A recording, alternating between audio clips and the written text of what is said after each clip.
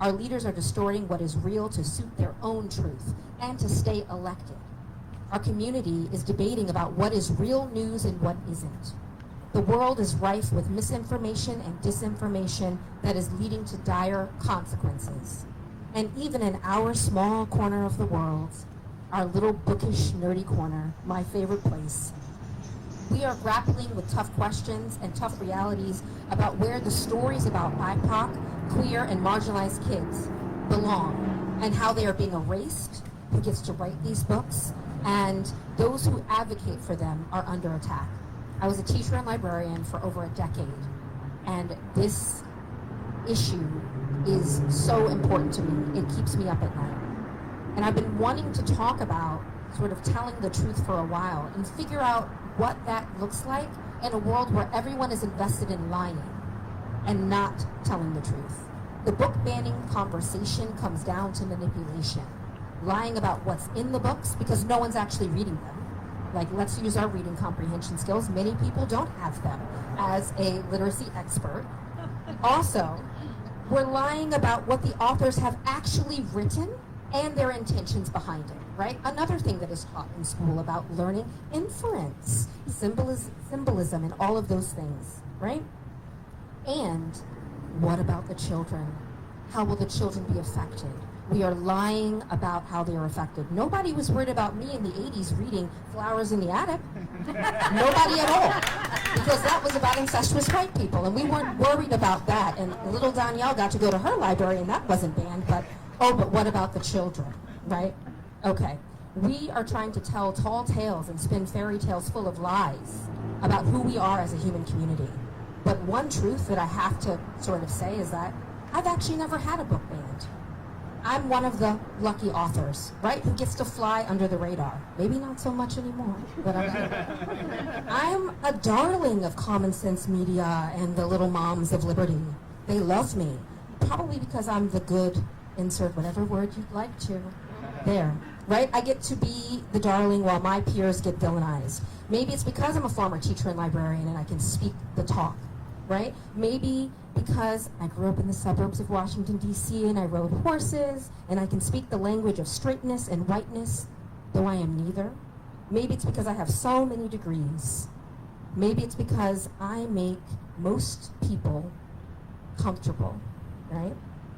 Which might make people wonder, why am I here, right? Why not stay quiet, cash my check, and let my book sell and not be a problem? As my mother would say, I am a problem. I was born a tiny problem. But silence is complicity. I am a writer. I'm a former teacher and librarian. I run 2 media companies, Cape Creative and Electric Postcard Entertainment, that are invested in changing the bookshelves and helping marginalized writers break into the book industry. I am also a college professor that teaches children's literature.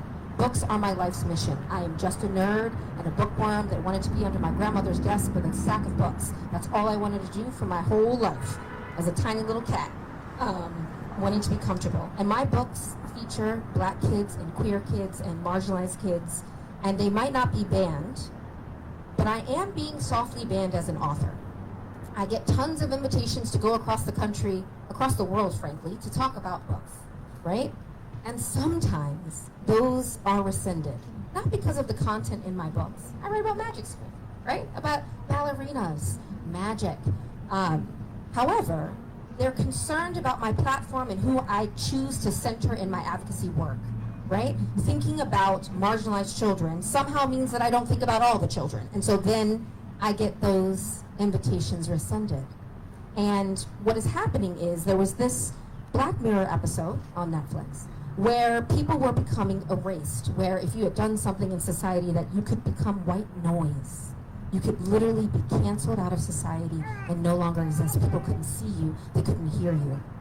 And that's what's happening. I'm watching as my author colleagues are being turned into white noise, things that we cannot hear. They're struggling to get their books to readers. They are fearing for their lives. I'm also watching my fellow librarians have to deal with all of these threats and challenges and getting fired. And since becoming COO of We Need Diverse Books in 2015 and working side my fearless right hand, L&O, I've averaged 3 rape and death threats a week since then. I get Holocaust photos and bananas sent to my P.O. box constantly, right? Because I grew up in a Jewish neighborhood. All because I believe that every kid should get to see themselves reflected on the pages of a book. Because to tell stories is to be human. It's part of our condition. It is our history, our cosmologies, and every culture on the planet has stories. It reinforces our spirit. They are instruments for communication, for telegraphing culture, roles, love, pride. Stories and books make sense of this weird and messy human experience. They are springboards and kitchens and caves and refuges. What happens when we say that certain people don't get to have stories in the world? What happens when we try to control who gets to be a storyteller and what they get to tell about? And it all starts with that truth. And what I want to say to Florida, I usually love y'all. Y'all got great weather and amazing beaches and great history and culture and community. But you don't get to erase people. You don't get to be the barometer and the judge and jury on other people's experiences and how those experiences are translated into books. You don't get to do that. You don't get to stamp out the light for our young people. And that's what book bans aim to do. Books save lives, and we know that. And we can see what you're doing. You value only certain lives, and you're trying to stamp out others. And so I'm going to end with Maya Angelou, who said it best, way better than me. Tell the truth to yourself first, and to the children. Live in the present, don't deny the past. Live in the present and know the charge on you is to make this country more than it is today. There's work to do, and y'all, we need to do it. And that's it. Thank you.